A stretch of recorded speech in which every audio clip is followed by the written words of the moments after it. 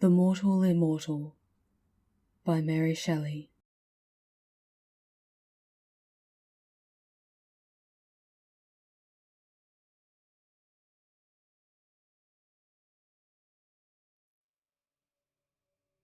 July 16th, 1833. This is a memorable anniversary for me. On it I complete my 323rd year. The Wandering Jew? Certainly not. More than 18 centuries have passed over his head. In comparison with him, I am a very young immortal. Am I, then, immortal? This is a question which I have asked myself by day and night for now 303 years, and yet cannot answer it. I detect a grey hair amidst my brown locks this very day. That surely signifies decay. Yet it may have remained concealed there for 300 years. For some persons have become entirely white-headed before 20 years of age. I will tell my story, and my reader shall judge for me. I will tell my story, and so contrive to pass some few hours of a long eternity, become so wearisome to me. Forever. Can it be? To live forever? I have heard of enchantments in which the victims were plunged into a deep sleep, to wake after 100 years as fresh as ever. I have heard of the 7 sleepers. Thus to be immortal would not be so burdensome, but the weight of never-ending time, the tedious passage of the still succeeding hours. How happy was the fabled Nourjahad! But to my task. All the world has heard of Cornelius Agrippa. His memory is as immortal as his arts have made me. All the world has also heard of his scholar, who, unawares, raised the foul fiend during his master's absence, and was destroyed by him. The report, true or false, of this accident was attended with many inconveniences to the renowned philosopher. All his scholars at once deserted him, his servants disappeared. He had no one near him to put coals on his ever-burning fires while he slept, or to attend to the changeful colours of his medicines while he studied. Experiment after experiment failed, because one pair of hands was insufficient to complete them. The dark spirits laughed at him for not being able to retain a single mortal in his service. I was then very young, very poor, and very much in love. I had been for about a year the pupil of Cornelius, though I was absent when this accident took place. On my return, my friends implored me not to return to the alchemist's abode. I trembled as I listened to the dire tale they told. I required no second warning, and when Cornelius came and offered me a purse of gold if I would remain under his roof, I felt as if Satan himself tempted me. My teeth chattered, my hair stood on end. I ran off as fast as my trembling knees would permit. My failing steps were directed whither for 2 years they had every evening been attracted. A gently bubbling spring of pure living waters, beside which lingered a dark-haired girl, whose beaming eyes were fixed on the path I was accustomed each night to tread. I cannot remember the hour when I did not love Bertha. We had been neighbours and playmates from infancy. Her parents, like mine, were of humble life, yet respectable. Our attachment had been a source of pleasure to them. In an evil hour, a malignant fever carried off both her father and mother, and Bertha became an orphan. She would have found a home beneath my paternal roof, but, unfortunately, the old lady of the near castle, rich, childless, and solitary, declared her intention to adopt her. Henceforth, Bertha was clad in silk, inhabited a marble palace, and was looked on as being highly favoured by fortune. But in her new situation among her new associates, Bertha remained true to the friend of her humbler days. She often visited my cottage of my father, and when forbidden to go thither, she would stray towards the neighbouring wood, and meet me beside its shady fountain. She often declared that she owed no duty to a new protectress equal in sanctity to that which bound us. Yet still I was too poor to marry, and she grew weary of being tormented on my account. She had a haughty but impatient spirit, and grew angry at the obstacles that prevented our union. We met now after an absence, and she had been sorely beset while I was away. She complained bitterly, and almost reproached me for being poor. I replied hastily, "I am honest. If I am poor, were I not, I might soon become rich." This exclamation produced 1,000 questions. I feared to shock her by owning the truth, but she drew it from me, and then, casting a look of disdain on me, she said, "You pretend to love, and you fear to face the devil for my sake." I protested that I had only dreaded to offend her, while she dwelt on the magnitude of the reward I should receive. Thus encouraged, shamed by her, led on by love and hope, laughing at my late fears, with quick steps and a light heart, I returned to accept the offers of the alchemist, and was instantly installed in my office. A year passed away. I became possessed of no insignificant sum of money. Custom had banished my fears. In spite of the most painful vigilance, I had never detected the trace of a cloven foot, nor was the studious silence of our abode ever disrupted by demonic howls. I still continued my stolen interviews with Bertha, and hope to dawn on me. Hope, but not perfect joy, for Bertha fancied that love and security were enemies, and her pleasure was to divide them in my bosom. Though true of heart, she was somewhat of a coquette in manner, and I was jealous as a Turk. She slighted me in 1,000 ways, yet would never acknowledge herself to be in the wrong. She would drive me mad with anger, and then force me to beg her pardons. Sometimes she fancied that I was not sufficiently submissive, and then she had some story of a rival, favoured by her protectress. She was surrounded by silk-clad youths, the rich and gay. What chance had the sad-robed scholar of Cornelius compared with these? On one occasion, the philosopher made such large demands upon my time that I was unable to meet her as I was wont. He was engaged in some mighty work, and I was forced to remain day and night, feeding his furnaces and watching his chemical preparations. Bertha waited for me in vain at the fountain.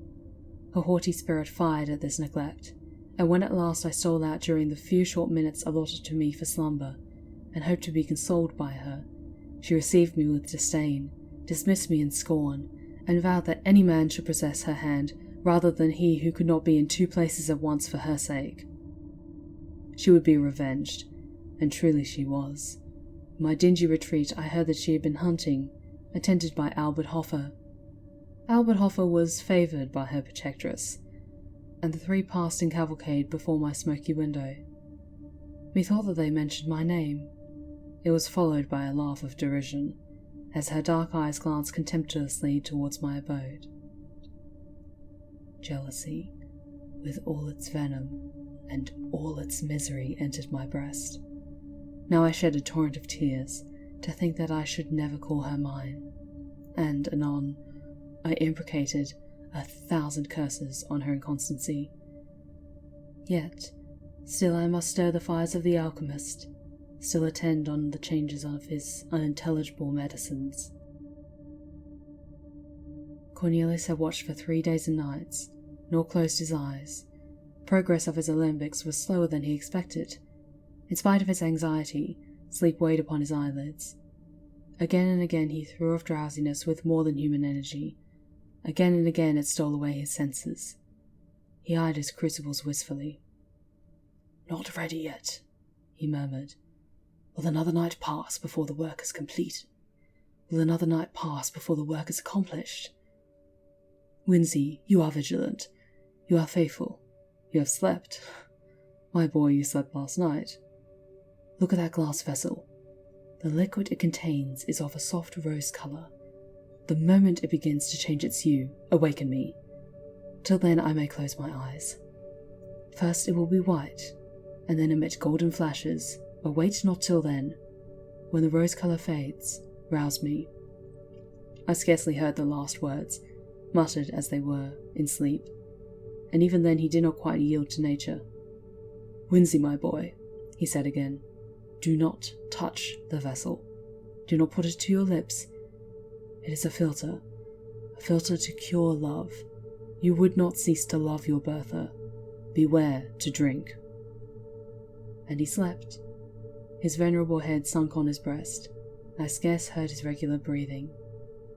For a few minutes I watched the vessel. The rosy hue of the liquid remained unchanged. Then my thoughts wandered. They visited the fountain, and dwelt on 1,000 charming scenes never to be renewed. Never. Serpents and adders were in my heart at the word never. Half formed itself on my lips. False girl, false and cruel. Never more would she smile on me as that evening she smiled on Albert. Worthless, detested woman. I would not remain unrevenged. She should see Albert expire at her feet. She should die beneath my vengeance. She had smiled in disdain and triumph. She knew my wretchedness and her power. Yet what power had she? The power of exciting my hate, my utter scorn, my... all but indifference. Could I attain that? Could I regard her with careless eyes, transferring my rejected love to one fairer and more true? That were indeed a victory. A bright flash started before my eyes. I had forgotten the medicine of the adept. I gazed on it in wonder. Flashes of admirable beauty, more bright than those which the diamond emits when the sun's rays are on it, glanced from the surface of the liquid. An odour the most fragrant and grateful stole over my senses. The vessel seemed one globe of living radiance, lovely to the eye, and most inviting to the taste. The first thought, instinctively inspired by the grosser sense, was, I must drink. I raised the vessel to my lips. It will cure me of love, of torture. Already I had quaffed half of the most delicious liqueur ever tasted by the palate of man, when the philosopher stirred.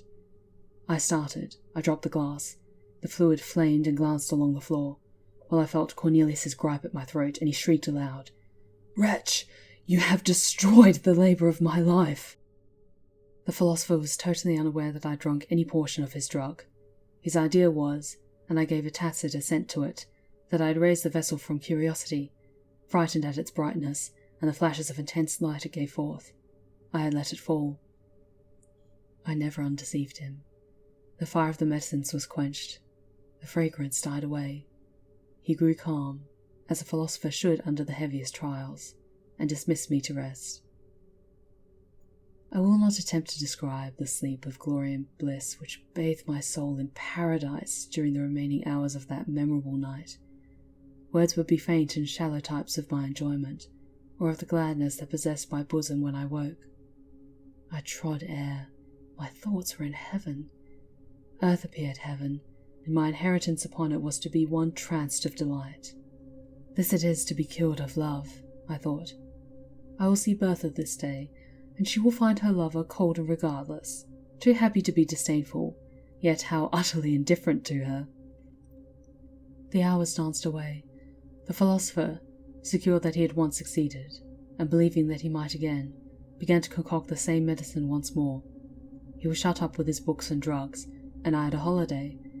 I dressed myself with care. I looked in an old but polished shield, which served me for a mirror. Methought my good looks had wonderfully improved. I hurried beyond the precincts of the town, joy in my soul, the beauty of heaven and earth around me. I turned my steps towards the castle. I could look on its lofty turrets with lightness of heart, for I was cured of love. My Bertha saw me afar off, as I came up the avenue. I knew not what sudden impulse animated her bosom, but at the sight, she sprung with a light fawn-like bound towards the marble steps and was hastened towards me. But I had been perceived by another person, the old high-born hag, who called herself her protectress, and was a tyrant, had seen me also. She hobbled, panting, up the terrace. A page as ugly as herself held up her train, and fanned her as she hurried along, and stopped by my fair girl with an, "How now, my bold mistress? Whither so fast? Back to your cage, hawks are abroad." Bertha clasped her hands. Her eyes were still bent on my approaching figure. I saw the contest. How I abhorred the old crone who checked the kind impulses of my Bertha's softened heart. Hitherto, respect for her rank had caused me to avoid the lady of the castle. How I disdained such trivial considerations. I was cured of love, and lifted above all human fears. I hastened towards, and soon reached the terrace. How lovely Bertha looked, her eyes flashing fire, her cheeks glowing with impatience and anger. She was 1,000 times more graceful and charming than ever. I no longer loved. Oh, no. I adored, worshipped, idolized her. She had that morning been persecuted, and more than usual vehemence, to consent to an immediate marriage with my rival. She was reproached with the encouragement that she had shown him. She was threatened with being turned out of doors with disgrace and shame. Her proud spirit rose in arms at the threat. But when she remembered the scorn she had heaped upon me, and how, perhaps, she had thus lost one whom she now regarded as her only friend, she wept with remorse and rage. At that moment I appeared. "Oh, Wincy," she exclaimed, "take me to your mother's cot. Swiftly let me leave the detested luxuries and wretchedness of this noble dwelling. Take me to poverty and happiness." I clasped her in my arms with transport. The old lady was speechless with fury, and broke forth into incentive only when we were far on the road to my natal cottage. My mother received the fair fugitive, escaped from a gilt cage to nature and liberty, with tenderness and joy. My father, who loved her, welcomed her heartily. It was a day of rejoicing, which did not need the addition of the celestial potion of the alchemist to steep me in delight. Soon after this eventful day, I became the husband of Bertha. I ceased to be the scholar of Cornelius, but I continued his friend. I always felt grateful to him for having, unawares, procured me that delicious draught of a divine elixir, which, instead of curing me of love, sad cure, solitary and joyless remedy of evils which seemed blessings to the memory, had inspired me with courage and resolution, thus winning for me an inestimable treasure in my Bertha. I often call to mind that period of trance-like inebriation with wonder. The drink of Cornelius had not fulfilled the task of which she affirmed that it had been prepared, but its effects were more potent and blissful than words can express. They had faded by degrees, yet they lingered long, a painted life in hues of splendour. Bertha often wondered at my lightness of heart and unaccustomed gaiety, for before I'd been rather serious, or even sad in my disposition. She loved me the better for my cheerful temper, and our days were winged by joy. 5 years afterwards, I was suddenly summoned to the bedside of the dying Cornelius. He had sent for me in haste, conjuring my instant presence. I found him stretched on his pallet, enfeebled even to death. All of life that yet remained animated his piercing eyes, and they were fixed on a glass vessel, full of a roseate liquid. "Behold," he said, in a broken and inward voice, "the vanity of human wishes. A second time my hopes are about to be crowned. A second time they are destroyed. Look at that liquor. You remember 5 years ago I prepared the same, with the same success. Then, as now, my thirsting lips expected to taste the immortal elixir. You dashed it from me, and at present it is too late." He spoke with difficulty and fell back on his pillow. I could not help saying, "How, Reverend Master, can a cure for love restore you to life?" A faint smile gleamed across his face as I listened earnestly to his scarcely intelligible answer. "A cure for love, and for all things, the elixir of immortality. Ah, if now I might drink, I should live forever." As he spoke, a golden flash gleamed from the liquid. A well-remembered fragrance stole over the air. He raised himself, as weak as he was. Strength seemed miraculously to re-enter his frame. He stretched forth his hand. A loud explosion startled me. A ray of fire shot up from the elixir, and the glass vessel which contained it was shivered to atoms. I turned my eyes towards the philosopher. He had fallen back. His eyes were glassy, his features rigid. He was dead. But I lived, and was to live forever. So said the unfortunate alchemist. For a few days I believed his words. I remembered the glorious drunkenness that had followed my stolen draught. I reflected on the change I had felt in my frame, in my soul, the bounding elasticity of the one, the buoyant lightness of the other. I surveyed myself in a mirror and could perceive no change in my features during the space of the 5 years which had elapsed. I remembered the radiant hues and grateful scent of the delicious beverage, worthy the gift it was capable of bestowing. I was, then, immortal. A few days after, I laughed at my credulity. The old proverb that a prophet is at least regarded in his own country was true with respect to me and my defunct master. I loved him as a man, I respected him as a sage, but I derided the notion that he could command the powers of darkness, and laughed at the superstitious fears with which he was regarded by the vulgar. He was a wise philosopher, but had no acquaintance with any spirits but those clad in flesh and blood. His science was simply human, and human science.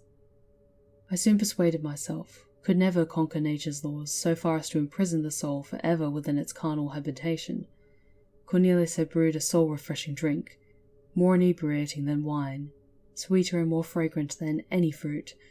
It possessed probably strong medicinal powers, imparting gladness to the heart and vigour to the limbs, but its effects would wear out. Already they were diminishing in my frame. I was a lucky fellow to have quaffed health and joyous spirits, and perhaps long life, at my master's hands, but my good fortune ended there. Longevity was far different from immortality. I continued to entertain this belief for many years. Sometimes the thought stole across me, was the alchemist indeed deceived? But my habitual credence was that I should meet the fate of all the children of Adam at my appointed time, a little late, but still at a natural age. Yet it was certain that I retained my wonderfully youthful looks. I was laughed at for my vanity in consulting the mirror so often, but I consulted it in vain. My brow was untrenched, my cheeks, my eyes, my whole person continued as untarnished as in my 20th year. I was troubled, and I looked at the faded beauty of Bertha. I seemed more like her son. By degrees, our neighbours began to make similar observations, and I found at last that I went by the name of the scholar bewitched. Bertha herself grew uneasy. She became jealous and peevish, and at length she began to question me. We had no children. We were all in all to each other, and though, as she grew older, her vivacious spirit became a little allied to ill temper, and her beauty sadly diminished, I cherished her in my heart as the mistress I had idolized, the wife I had sought and won with such perfect love. At last our situation became intolerable. Bertha was 50, I 20 years of age.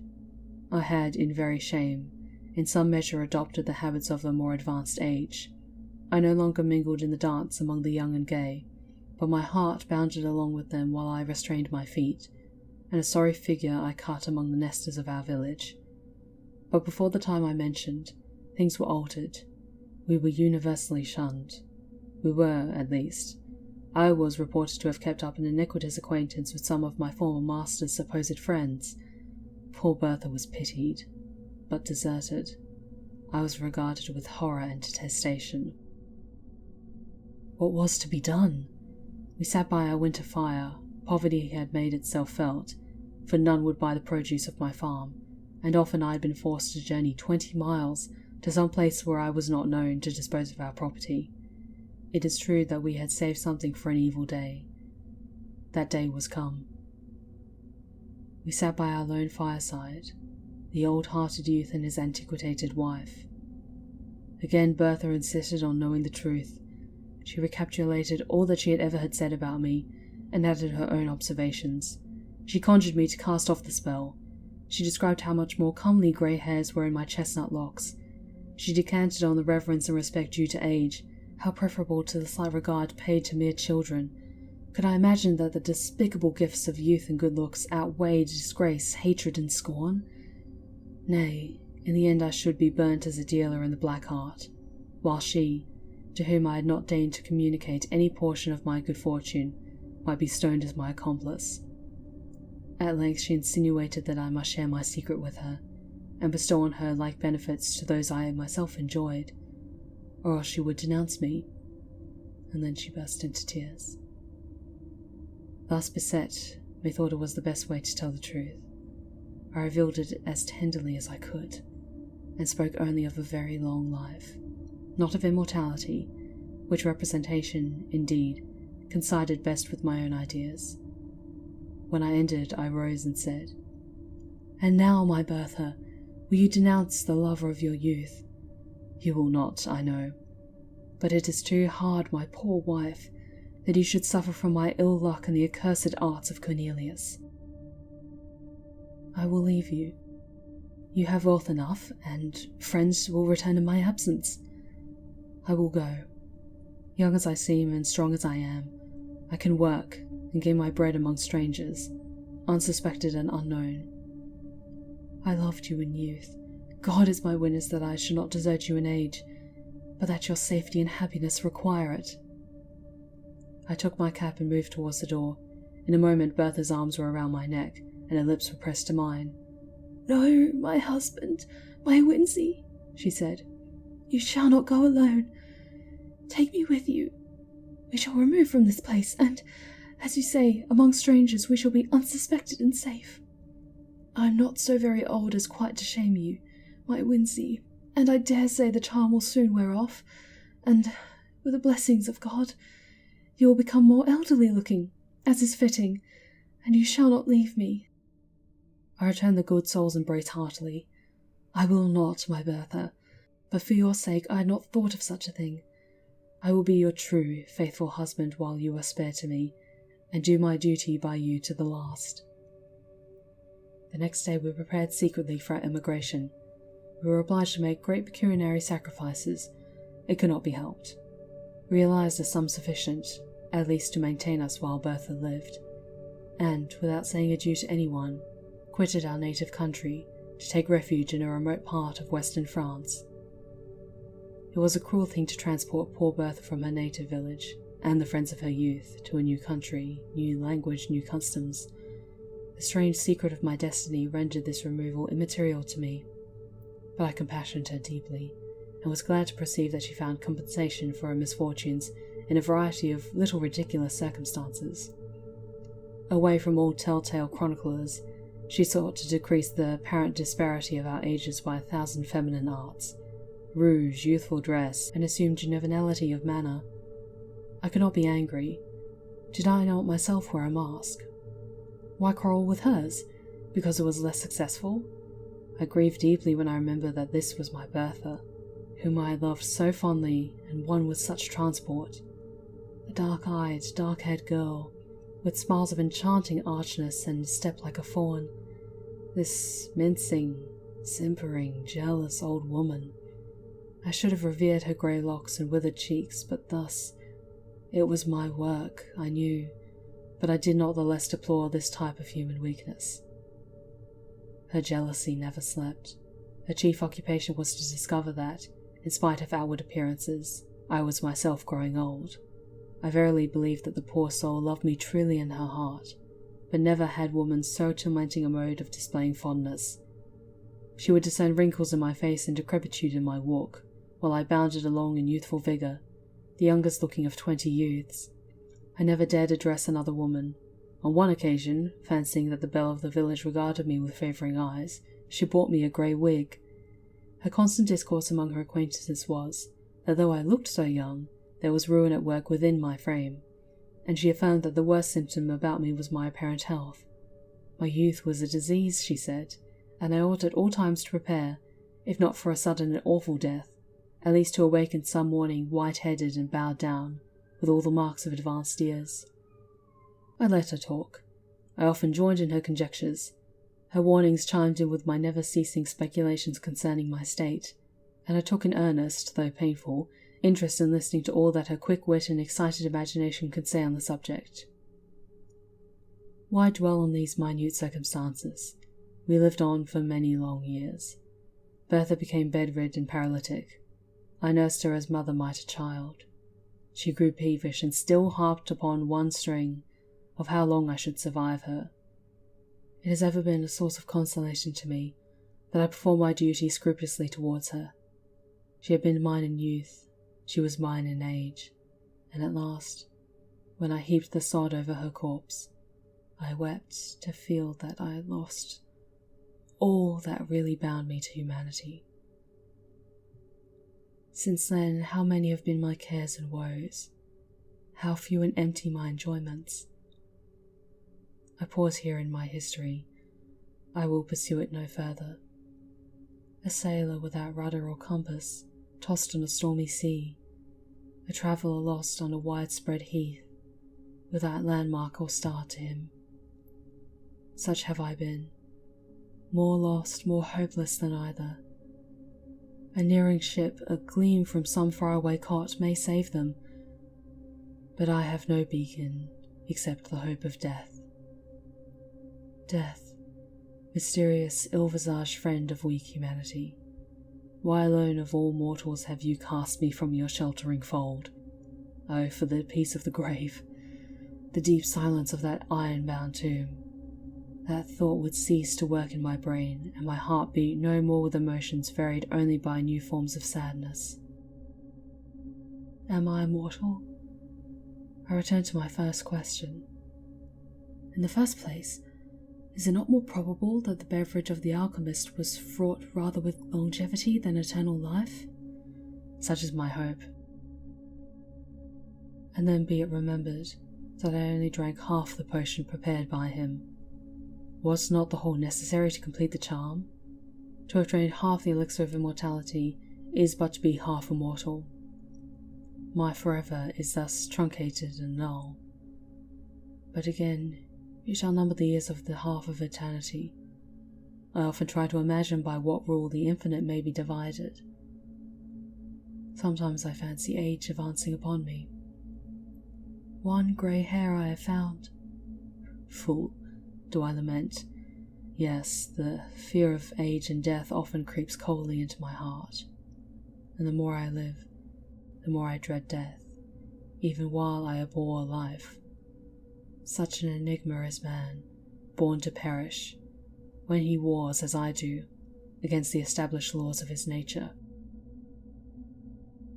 But for this anomaly of feeling, surely I might die. The medicine of the alchemist would not be proof against fire, sword, and the strangling waters. I have gazed upon the blue depths of many a placid lake, and the tumultuous rushing of many a mighty river, and have said, peace inhabits those waters. Yet I have turned my steps away, to live yet another day. I have asked myself whether suicide would be a crime in one to whom thus only the portals of the other world could be opened. I have done all, except presenting myself as a soldier or duelist, an object of destruction to my... No, not my fellow mortals, and therefore I have shrunk away. They are not my fellows. The inextinguishable power of life in my frame, and their ephemeral existence, place us wide as the poles asunder. I could not raise a hand against the meanest or the most powerful among them. Thus I have lived on for many a year, alone and weary of myself, desirous of death, yet never dying, immortal. Neither ambition nor avarice can enter my mind, and the ardent love that gnaws at my heart, never to be returned, never to find an equal on which to expend itself, lives there only to torment me. This very day I conceived a design by which I may end all, without self-slaughter, without making another man a Cain, an expedition, which mortal frame can never survive, even endured with the youth and strength that inhabits mine. Thus I shall put my immortality to the test, and rest forever, or return the wonder and benefactor of the human species. Before I go, a miserable vanity has caused me to pen these pages. I would not die and leave no name behind. 3 centuries have passed since I quaffed the fatal beverage. Another year shall not elapse before, encountering gigantic dangers, warring with the power of frost in their home, beset by famine, toil, and tempest, I yield this body, too tenacious a cage for a soul which thirsts for freedom to the destructive elements of air and water. Or, if I survive, my name shall be recorded as one of the most famous among the sons of men, and, my task achieved, I shall adopt more resolute means, and, by scattering and annihilating the atoms that compose my frame, set at liberty the life imprisoned within, and so cruelly prevented from soaring from this dim earth to a sphere more congenial to its immortal essence.